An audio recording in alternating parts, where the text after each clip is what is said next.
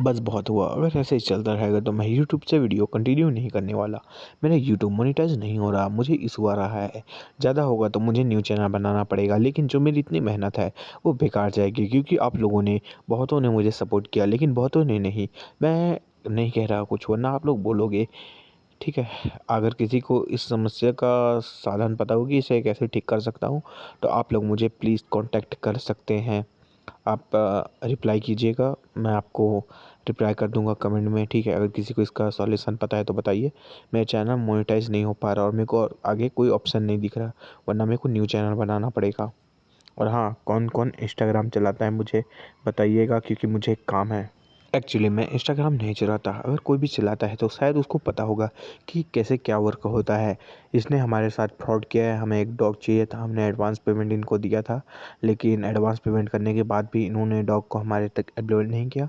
कैसे रिपोर्ट करते हैं मुझे नहीं पता, जिसको भी पता हो आप कर सकते हैं, जितना भी बने, जो भी इंस्टा चलाता है। ठीक है, और मैं क्यूआर कोड नहीं दे रहा हूँ। मैं क्या बोलते हैं उसमें, मैं जो क्यूआर कोड है उससे जो भी हेल्प करना चाहते हैं वो मुझे कर दीजिएगा। मैं उसको उसमें दे दूँगा, क्या बोलते हैं उसको, कम्युनिटी गाइडलाइन, अच्छी कम्युनिटी गाइडलाइन नहीं, मतलब उसमें जहाँ से मैं पोस्ट वोस्ट डालता हूँ ना, वहाँ से दे दूँगा। और मैं सिर्फ मंथ में एक बार मालूम मंगूँगा, क्योंकि जो मेरा मंथली मेंबरशिप है वो एक्टिवेट नहीं हो पा रहा। या फिर हो सके तो किसी वीडियो में मैं डाल दूँगा और मैं वहाँ दे दूँगा, जिसको भी मदद करना होगा वो कर देना बस। और कुछ नहीं कहना चाहता। वैसे भी मेरे वाईफाई का रिचार्ज ख़त्म हो गया है, मैंने अपने पैसे से लगवाया था। अभी मेरे को उसमें रिचार्ज करना पड़ेगा, तो हो सके तो आप लोग सब लोग मिल के 650 रुपये का लगता है रिचार्ज, उतना ही भेज दोगे तो मेरे लिए बहुत बड़ी बात होगी। और कोई बात नहीं, फिर वीडियो लेट आएंगी क्योंकि इंटरनेट नहीं होता मेरे पास ज़्यादा। मैंने 2 मिनट टाइम ले लिया, मैं समझ सकता हूँ। और वीडियो देखिए, गालियाँ ना देना कमेंट में। कौन कहने लगता है आखिरकार ये जो ट्रेजर आइटम है मैं उसके लिए क्यों ही छोड़ू। ये जो आइटम है अब से ये मेरा हो जाएगा। को ऐसा करते देख सभी लोग कहने लगते हैं, हे तुम ये क्या कर रहे हो। तुम्हें क्या जूनियर ब्रदर ये से डर नहीं लगता। वो तुम्हें पनिश करेंगे। होंग अपने हाथों का इस्तेमाल करके उन सबको वहां से फेंकते हुए कहने लगता है, तुम लोग यहाँ से निकल जाओ। सेक्ट मास्टर को दिक्कतें हो रही होती है, वो कहने लगता है, इसका क्या ही डिमोनिक नेचर है। आखिरकार मैंने अपनी कल्टीवेशन को इतना बढ़ाया है तो भी मैं इसकी जो ऑरा है उसे ही झेल नहीं पा रहा, पीछे हट जा रहा हूँ। आखिरकार जो जूनियर ब्रदर ये है उसने कैसा डिसाइपल को अपना लिया है, आखिरकार इसका बैकग्राउंड क्या है। उनकी तरफ देखता है और कहने लगता है, तुम लोग बस एक बेवकूफ हो। होंग हैरान होता है क्योंकि वो अपनी पूरी ताकत लगा दिया होता है उसे पकड़ने के लिए, तो भी वो पकड़ नहीं पाता। वो कहने लगता है, आखिरकार ये जो सन डायर है ये मेरे पास क्यों नहीं आ रहा। सेक्ट मास्टर कहने लगता है, तुम जूनियर ब्रदर ये के सबसे बड़े डिसाइपल हो और तुम हमारे सेक्टर के सबसे प्राउड डिसाइपल हो जिसकी ताकत सबसे ज्यादा है, तो आखिरकार तुम ये क्यों कर रहे हो।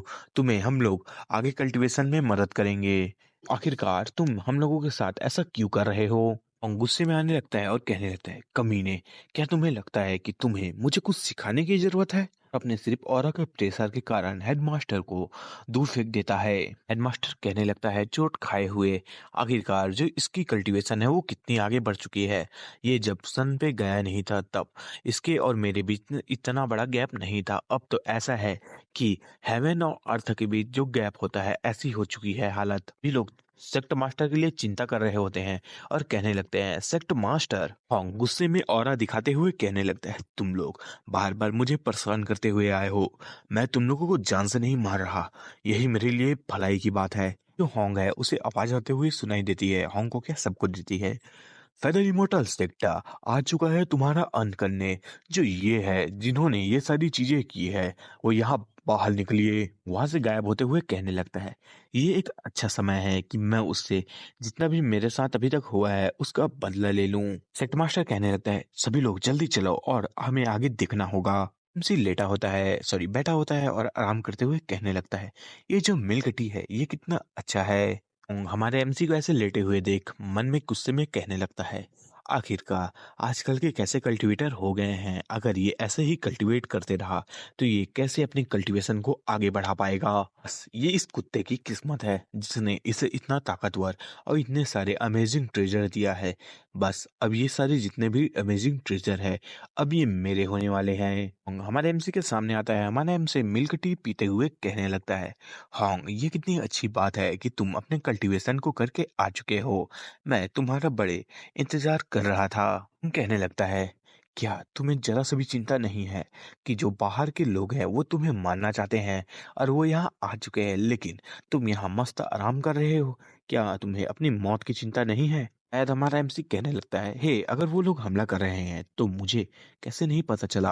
अपने हैंड के एक ही वेब से उसके जितने भी फॉर्मेशन है उसे तोड़ते हुए कहने लगता है, तुम अपने इस फॉर्मेशन के साथ अपने जगह पे मस्त आराम फरमा रहे हो तो तुम्हें कैसे पता चलेगा कि क्या साउंड आ रही है बाहर से। अब तुम सुनो इसे। इजन तुम बाहर निकलो, कहाँ सेक्टर में छुपे हुए हो, तुम्हारी आज मौत आई है। हमारा एमसी इन सब बातों को सुन रहा होता है और कहने लगता है, अच्छा वॉर अब स्टार्ट होने वाला है। मौके के चौका मारते हुए कहने लगता है, जब तक तुम अपने जितने भी ट्रेजर है वो सारी चीजें मुझे दे देते हो तो मैं जो तुम्हारा जान है वहां बचाने की मैं गारंटी लेता हूँ। आराम से मिल्क टी को पीना छोड़ता है और कहने लगता है, क्या क्या कहा तूने? सारी बात सुन के हॉन्ग गुस्से में आता है और कहने लगता है, हे तुम सारी बातें समझ रहे हो, बेमतलब का यहाँ नाटक न करो। हॉन्ग किसी चीज को देखता है और घबराते हुए कहने लगता है, अरे ये क्या है? पेट आगे आता है और कहने लगता है, मास्टर आपने इसे और स्पाइसी बनाने के लिए कहा था, मैंने बना लिया है, आप इसे ट्राई कीजिए। सीनियर ब्रदर होंग आप इतनी जल्दी आ गए सिकुलेशन से? परेशान होता है और कहने लगता है, हे तुम वहीं रुक जाओ, तुम्हें पास आने की जरूरत नहीं है। और मन में सोचने लगता है, क्या ये वो रैट नहीं है? आखिरकार इसका सिर के साथ क्या हुआ? मन में सोच रहा होता है, क्या इसका एसिड टेस्ट है? आप समझ ही गए होंगे किसकी बात हो रही है। और वो अपना मुंह बनाने लगता है, उनको अपनी तरफ ऐसे देखते हुए हमारा एमसी मन में सोच रहा होता है, आखिरकार क्या गड़बड़ है, आखिरकार ये क्या सोच रहा है, मैं तो एक जेंटलमैन हूं ना। तो मास्टर वहां आ जाता है और कहने लगता है, धोखेबाज डिसाइपल तुम अपने मास्टर के साथ क्या करना चाहते हो?